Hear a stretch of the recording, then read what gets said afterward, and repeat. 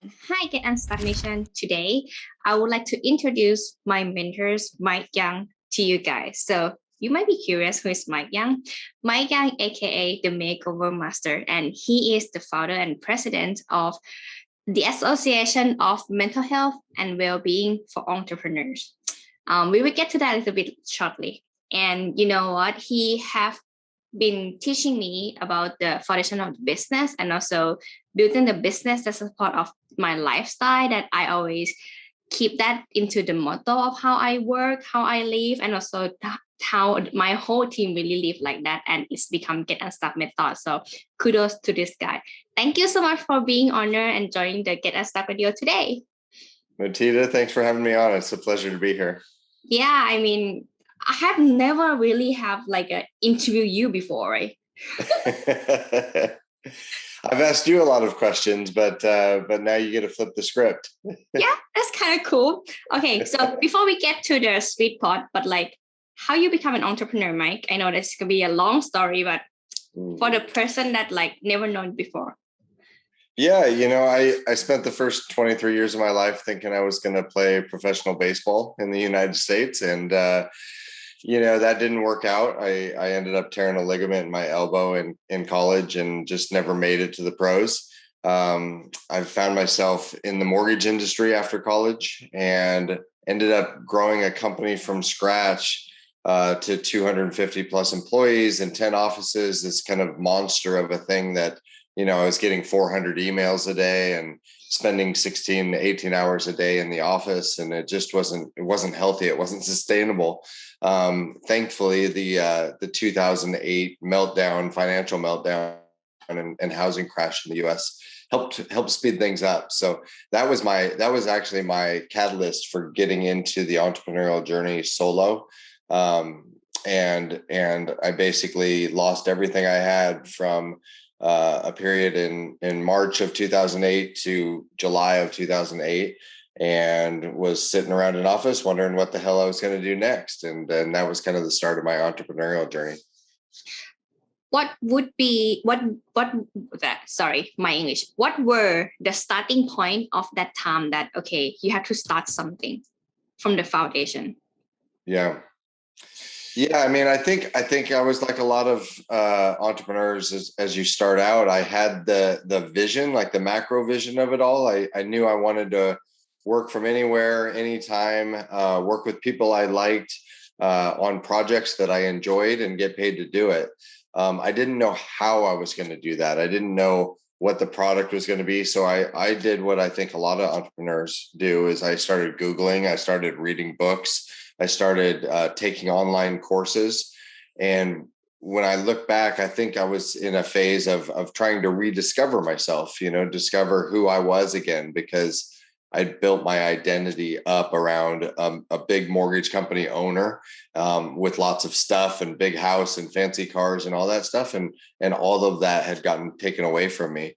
So I started with the online courses, with books, fell into the digital marketing world, fell into learning about copywriting. But even then, that journey for me took, 8.5 years and a couple $100,000 before it started working. And that was a painful, it was a painful nearly decade of my life where you're trying so hard to get things working, and yet you're not having success. And it feels like banging your head against the wall over and over again. And so I understand why a lot of entrepreneurs quit, Yeah. But how the ideas of Makeover happens? Yeah. How did it happen? How did it get to like the Makeover Master? Yeah, somewhere along the way, what we were doing is I had a business partner in the early days, and he was the salesman, and I was kind of the behind the scenes putting it all together. And what would happen we'd have an idea like, oh, maybe it's automated emails for real estate agents. That's our company idea. And so we would build a logo, and then we'd kind of build a brand, and we'd build a little website, and we'd put it out into the marketplace, and we'd try and sell it. Well, we had about 50 of those ideas between 2008 and 2010. So I kind of fell in love with the process of, we have an idea. Now we've got to make it real. Now we've got to figure out how to sell it. And 47 of those ideas flopped, like they just didn't work. 3 of them did really well and took off. And so that was kind of my period of time where I was making decent money. I wasn't having to be the face of the brand, and I was taking all that money and reinvesting it back into my own self-education. So I kept buying courses, I kept going to seminars, I kept going to events, because ultimately what I think I was learning to do during that time was become a better marketer. Because it's one thing to have a business and to get really good at like your craft, whatever that is, but then you kind of wake up and you're like, okay, I'm good at this thing. People enjoy buying it from me when they buy it. But now I got to figure out marketing, advertising, positioning, authority building. I got to figure out all these other moving pieces. And that's where the industry seems to get stuck. They've figured out their craft, but now they have to figure out how to market and sell it consistently. But how things change when someone get to do like the makeover thing, like change the identity to make it work as a business foundation? Yeah, I mean, I think that's where I start a lot of times when I work with people, is I'm trying to figure out what stage of the game are they at. And a lot of times the makeover, like if you say, okay, I don't have a website, or I have a website, but it looks amateur and it looks ugly, or maybe it's just, there's not enough credibility built and it's not telling the proper story online, because human beings learn through stories. So when I run into you for the very first time, I'm looking for these credibility factors. I'm looking for these things that say, yes, this story makes sense to me, and this person or this brand seems legit. And a lot of times the makeover process, what we're actually doing is we're playing with the client's emotions a little bit. We're forcing them to put themselves out into the marketplace, be the face of the brand, because at the end of the day, a lot of the results that we're not getting are simply based on fear. It's fear of rejection. It's fear of loss of social status. And so if you can help a client get over the fear, and then also fall in love with the process of things are going to fall apart from some time to time, and it's my job to put them back together, transform them, make them better, and keep in motion. If you can fall in love with that process, you can play any game. It doesn't matter what the business is, because now you're kind of standing on your own 2 feet, and you're used to things falling apart, putting them back together, falling apart, putting them back together. And that's the game that people, if they can fall in love with that game, they can have a lot of success. I would call that a pretty good life balance and having a well-being in life. But then why many entrepreneurs still falling into these mental health issues?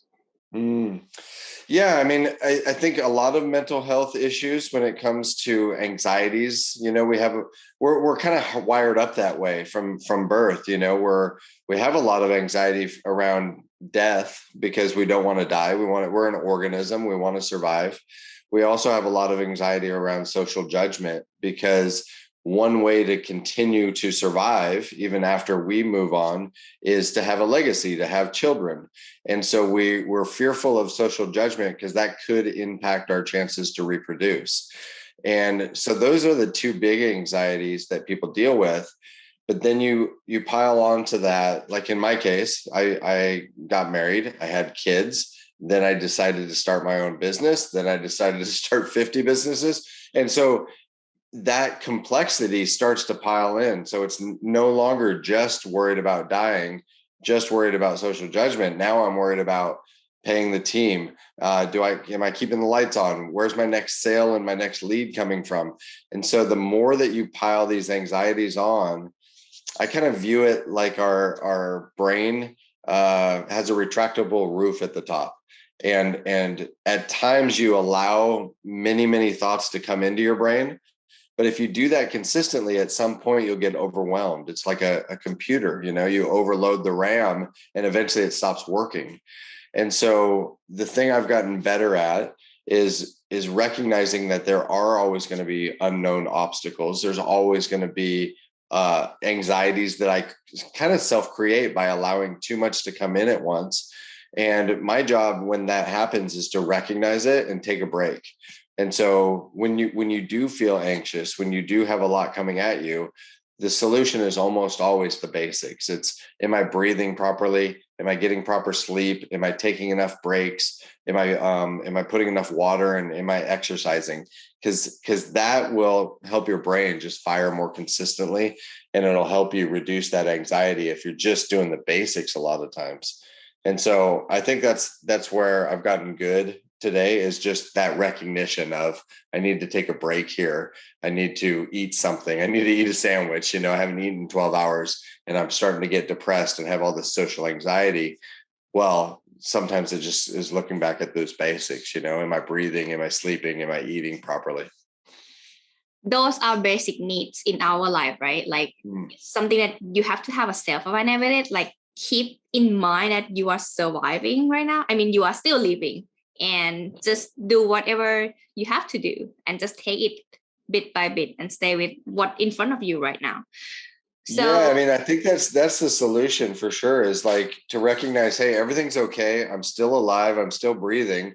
So let me collect my mental state and then get back to work when I'm feeling better about things.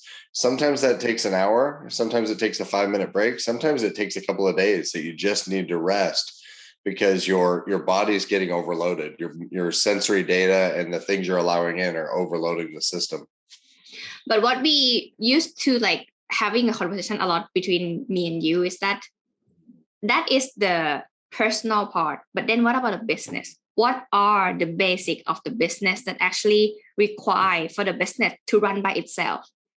Sure. Yeah. I mean, the thing that I see a lot of times is people get trapped in thinking that they are their business and their business is them. It's become part of their identity. And there is no doubt that things bleed together. Like you can't, if you've got a personal life and you've got business, you got family, you got friends, you got an intimate relationship, you got community, like these all bleed together. It's very difficult to have like a super successful business while your marriage and your family is falling apart. They kind of mesh. And I would say for the business itself, there are foundational things that it doesn't matter what industry or what niche you're in. You need to have credibility. You need to make sure that you're showing proof of results that you get for your clients. You need authority. You need to be positioned as a leader or an expert in the niche that you're serving.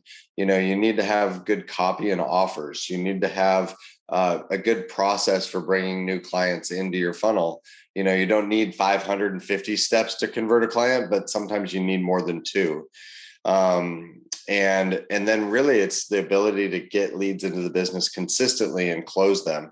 And what I think is it comes back to kind of like, the fact that you've got to define what you want the business to look like. You've got to eliminate anything that doesn't need to be in the business to have success. You've got to build systems and team and automate as many things as you can. Otherwise, you get trapped in that entrepreneurial phase where you're wearing all the hats. You're dancing around kind of like a monkey, juggling 17 balls, and eventually one of them's going to drop. And it's a process. You've got to kind of hit one stage at a time. And what I've found for myself is when I was able to mentally view the whole thing as one big game, it's kind of like this ever-changing puzzle that I'm always it's a labyrinth, I'm moving pieces around the playing board. And sometimes, I need to have a date with my wife. I need to spend more time with my kids. Sometimes I need to work 12 hours at my desk today to get some things done.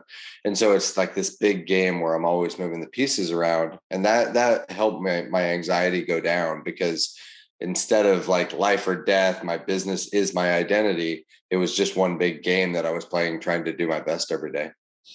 And another key thing that I hear from you today is about to play your own games. So each person has a different way of living that way. Like I may require the basic needs like fewer than you, because I don't have family. I mean, I live with a dog. So my dog is something that I spend the most time with currently. So that is something that I think the audience should, Get Unstuck Nation, you should like think about that. You shouldn't compare yourself with others, because you never know.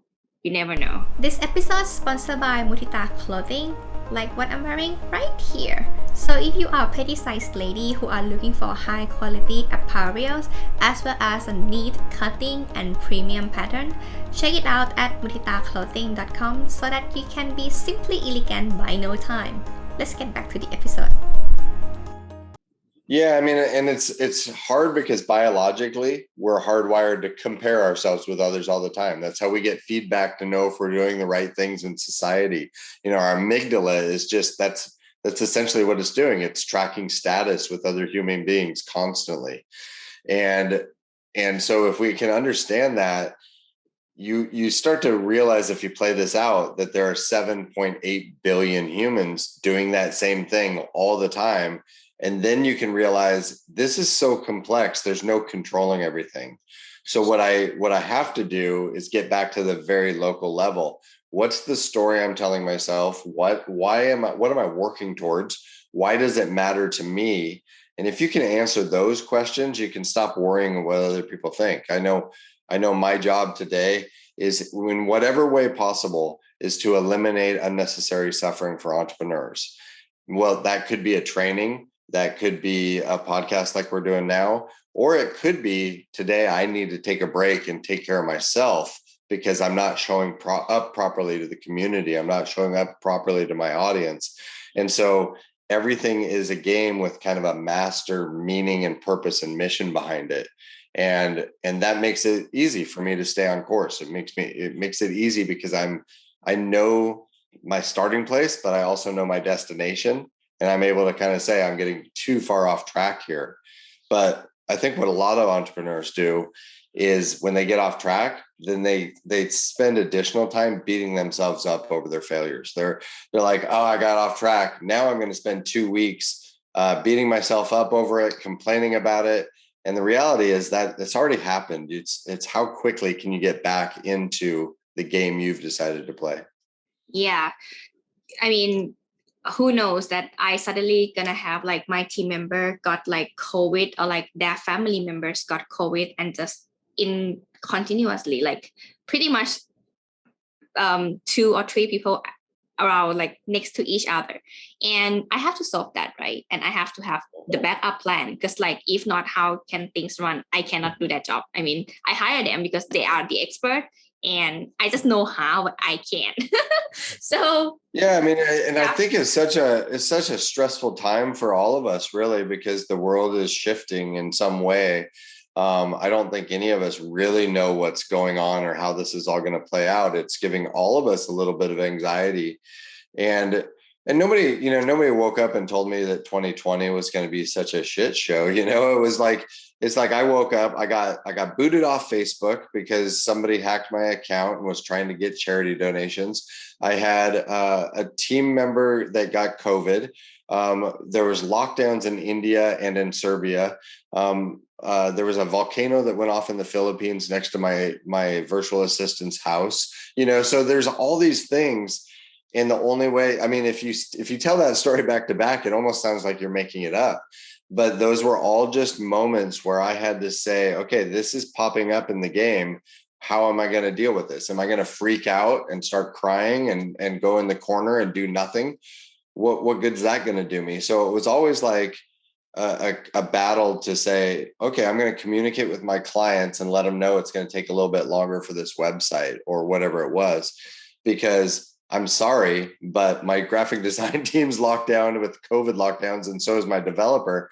And everybody, from my experience, all my clients, including myself, everybody was calm, everybody was patient, everybody understood. And a lot of this game just comes down to being able to communicate with your clients, communicate with your team. Yeah. Being silenced at any places, no one know what you are thinking or what happening right now. So communication is the key to like moving forward. For sure. And it starts with communication with yourself, when you can get your mind in one place, which usually just means aligning your thinking and your emotions. My thinking is, I'm trying to stay as focused as possible on the mission that I'm on and the mission at hand. And then at the same time, I'm watching my emotions, because my positive emotions are telling me that I'm doing the right things, and my negative emotions are telling me I'm off track in some way. And when you can line those up, then you can begin to line your body actions, and then you can begin to align your outside environment. Right. So can you tell me a little bit about the association? I still cannot remember the name. It's too long.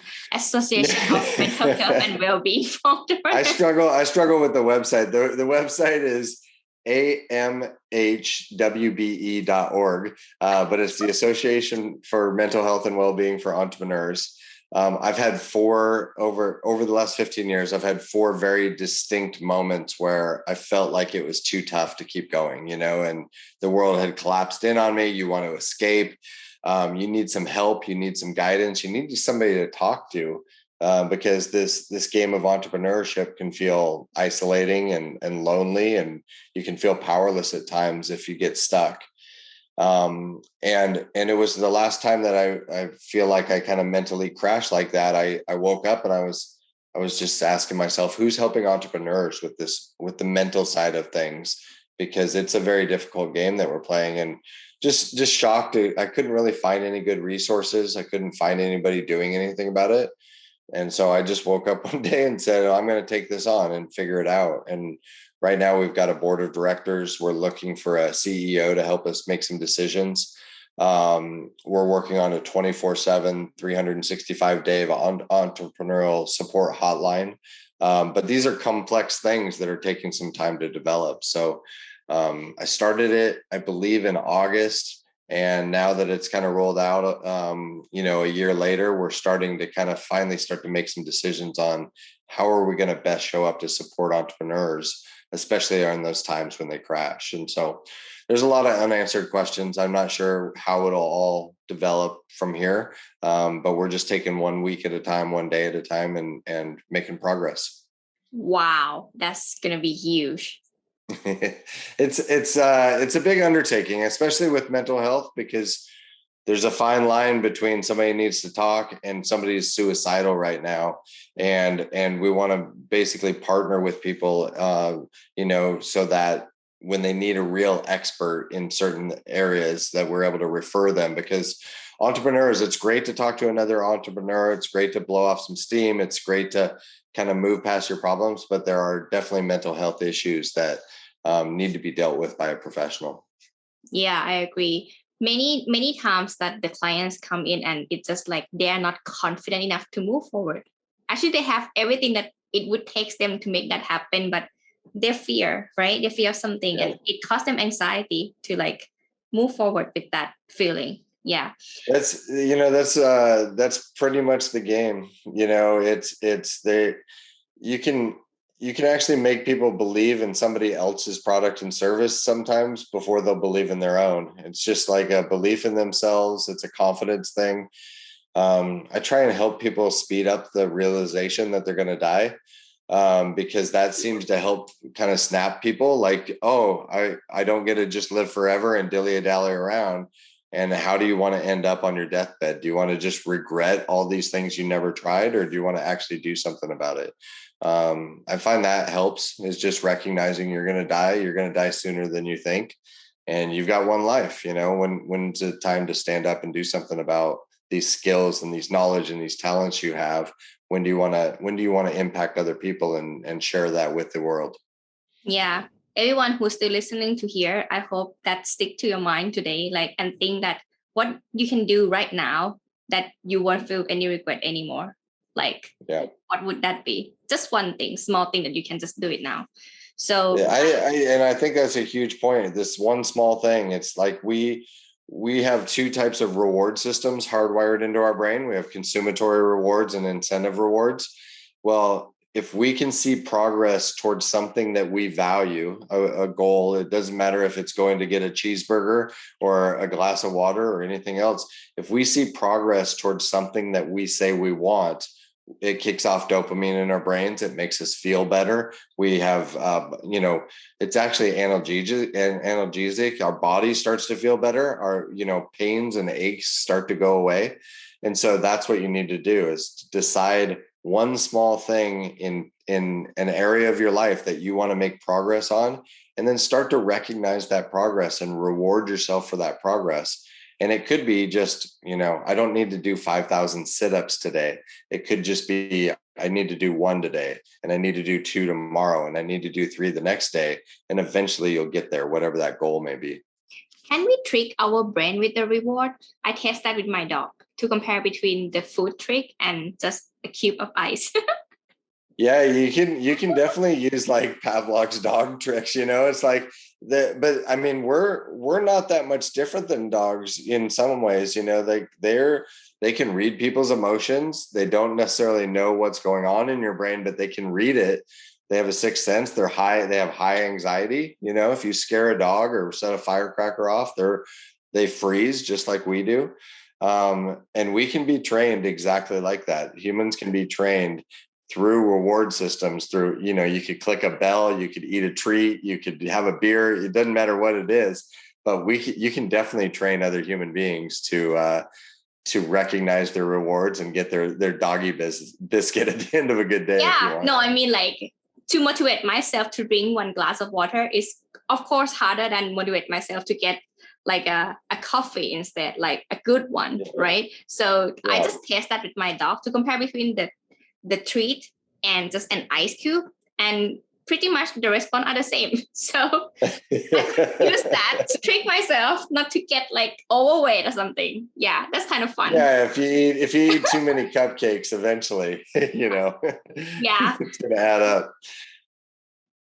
Okay, so Mike, so right now, in case like anyone want to know more about this, I mean, like, these are something that I find very important, and it keeps me in the peace mode of entrepreneurship, I would say. Because, like, of course, I'm one of the person who came to you and like, Mike, I don't know what to do right now. I was like all over the place. But right now I have direction, and I'm in, like, I could breathe normally and breathe deeper and know exactly where I'm heading to. So how can anyone seek for that support and like follow more about your work? Yeah, I mean, I think it's a process. Like, so many times when when you're early in the game, you're accumulating your knowledge, you're accumulating ideas, you're accumulating software and widgets and technology that you're trying to make your business work. But I think what I see when I work with clients a lot of times is they need to make a shift to from the accumulation phase. They need to stop accumulating and actually get rid of a lot of stuff, because it's creating split focus. We are hardwired to set an intention and an aim and focus on that until we get it. But when you have 17 aims going on at the same time, it becomes confusing. So I think about Tim Ferriss's book, 4 Hour Work Week. He had a little acronym called DEAL. It was define what you want, eliminate everything that doesn't need to be there, automate or systematize everything that does need to be there but can be done by others, and then liberate yourself and remove yourself from the business. I also think about Mike Michalowicz's Clockwork book. It's like, treat your business as if you're a shareholder, and make your decisions as if this needs to be done, but always ask yourself that question: does it need to be done by me, or can it be automated, or can it be systematized in some way? And the more you kind of automate, systematize, and eliminate, the more you'll get your time back, the more it'll free up that space to where you can focus on the 1 or 2 things that you're really, really good at. And then you can get unstuck. So, Mike, and there you go. Where can they follow you? Like, what are the website, or like somewhere, your podcast? Yeah. People can find me at themakeovermaster.com, and they can find me online at Mike Young Makeover Master on Facebook, LinkedIn, Instagram, YouTube, all that stuff. And they can connect at the Association for Mental Health and Wellbeing. We have just a little opt-in right now on that website, but people can connect there as well. Oh, Get Unstuck Nation, don't forget to do that. Trust me, you have more people grow together and support each other is a lot better than keep everything with yourself and no one to ask or no one to care. So thank you so much for your time today, Mike. And yeah, it was always fun talking to you. Mutita, my pleasure. Hey, thank you for watching this episode. If you enjoyed the show, you can subscribe here or here. And this is the previous episode. check it out. See you next time.